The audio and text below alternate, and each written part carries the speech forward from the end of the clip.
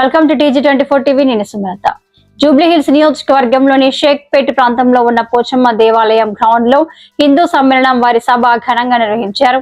హిందూ బంధువుల ఐక్యతను బలోపేతం చేయడం, సనాతన ధర్మ పరిరక్షణకు కట్టుబాటుగా ఈ మహా సమ్మేళనం శనివారం సాయంత్రం 6:30 జరిగింది.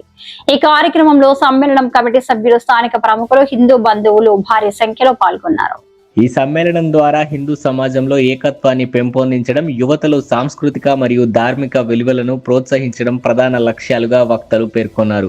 కులమతాలకు అతీతంగా హిందువులందరూ సమైక్యంగా ఉండాలని, హిందూ ధర్మ ప్రకారం కుటుంబాలు నడవాలని, కులం గడప లోపల ఉండి గడప దాటితే మనమంతా హిందువులమని, మనమంతా భారతమాత బిడ్డలమని గర్వంగా చెప్పుకోవాలని వక్తలు ఉపదేశించారు. కులాలకు అతీతంగా అందరూ తరలివచ్చి వారిని చైతన్యపరిచినటువంటి సంఘ సభ్యులందరికీ కూడా సభాముఖంగా ధన్యవాదాలు తెలియజేస్తున్నాను. అంతేకాకుండా రాష్ట్రీయ స్వయం సేవక్ సంఘ్ 100 సంవత్సరాల జర్నీని వారు దిగ్విజయంగా జరుపుకొని శతాబ్ది ఉత్సవాలను జరుపుకుంటున్నటువంటి ఈ తరుణంలో వారందరికీ నా హృదయపూర్వక ధన్యవాదాలను తెలియజేస్తున్నాను. మైదానం అంతా కాషాయ రంగు. కాషాయ రంగు అంటే ప్రతీక త్యాగం. కాషాయ రంగు అంటే సూర్యోదయానికి ప్రతీక. అలాంటి కాషాయ వస్త్రపు వర్ణపు జెండాలన్నీ పెపరిపలాడుతుండగా, అవి మన కర్తవ్యాన్ని గుర్తు చేస్తుండగా, మనమంతా ఇక్కడ కూర్చొని మనమంతా ఆత్మీయ భావనను మనందరిలో పెంపొందించడం కోసం ఇక్కడ కార్యకర్తలందరూ, ఈ ప్రోగ్రాం నేర్పరిచినటువంటి సభ్యులందరికీ కూడా మనస్ఫూర్తిగా మరొకసారి ధన్యవాదాలను తెలియజేసుకుంటూ, ఈ కార్యక్రమంలో ఇంకొక ప్రత్యేకత ఏంటి అనంటే, సమాజంలో సగభాగమైనటువంటి మహిళలందరూ కూడా ఈ సమావేశానికి తరలి రావడం విశేషం. వారిని కూడా చైతన్యపరిచి వాడవాడలా, వీధి వీధిలో, ప్రతి గ్రామంలో అనేక సమావేశాలను, అనేక సామూహిక ప్రార్థనలను, అనేకమైన ముగ్గుల పోటీలను, ఎన్నో రకాలైన కార్యక్రమాలను ఏర్పరిచి సమాజాన్ని చైతన్యపరచడం కోసం చేస్తున్నటువంటి కృషి అద్వితీయమైనది.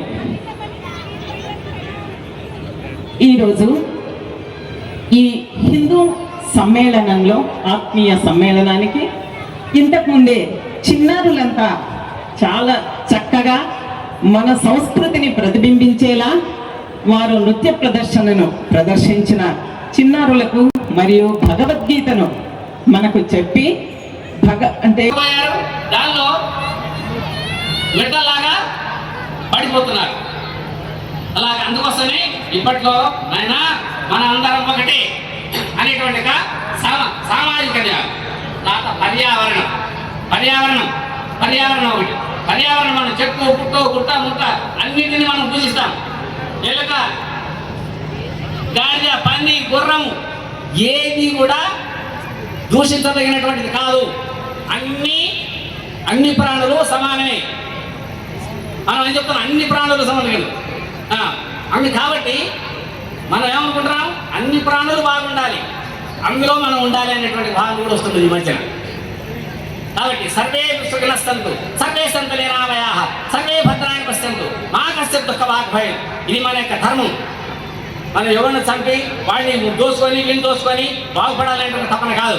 సర్వే సుఖినస్తంతు, అందరూ మంచిగా ఉండాలి, భారతీయులే బాగుండాలి, మా వాడవాళ్ళే ఉండాలి, మా శ్రీరామనగరి బాగుండాలని కాదు. సర్వే సుఖినస్తంతు, సమస్త ప్రపంచం సర్వే సుఖినస్తంతు, సర్వే సంతు నిరామయాః. అందరూ ఆరోగ్యవంతులై ఉండాలి, ఎవరు కూడా బాధతోటి అవస్థలతో ఉండదు. సర్వే భద్రాణి పశ్యంతు, అన్ని ప్రాణులు క్షేమంగా సుఖంగా ఉండాలి. కొండలు గుట్టలు అన్నీ నాశనం అయిపోతున్నాయి. ఇప్పుడు చెట్లు లేవు, వర్షాలు పోతున్నాయి. దీనికి కారణమైంది పర్యావరణం లేకపోవటమే. కాబట్టి మనము 50 చెట్లు 30 చెట్లు అన్నింటినీ మనం పూజిస్తాం. మర్రి చెట్టు, రాగి చెట్టు. హాయ్ అండి, నేను మీ Satyasri. Please do subscribe TG24 TV.